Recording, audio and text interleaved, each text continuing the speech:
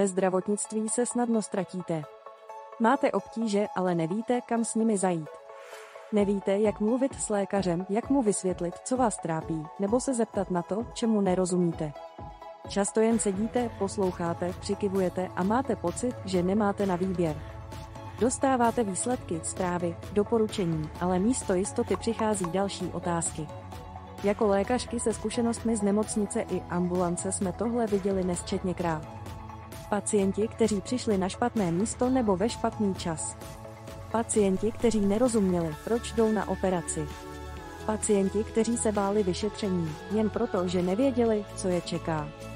Lidé, kteří nevěděli, že mají na výběr. Nebo že se mohou ptát. Založili jsme Mevitu, protože věříme, že informovaný pacient není problém, ale partner. Chceme lidem usnadnit cestu zdravotnictvím. Dát jim informace, kterým porozumí a díky nim i jistotu, že můžou rozhodovat o svém zdraví.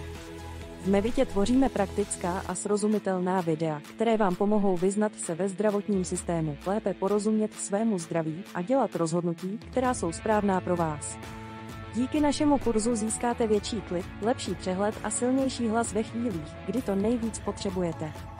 Budete vědět, co říct lékaři, na co se ptát, co čekat a jak se rozhodnout. Protože když rozumíte tomu, co se děje, získáváte kontrolu nad svým zdravím. Sledujte nás na sociálních sítích, sdílíme tam tipy, které vám pomůžou zvládat zdravotní situace s větším klidem.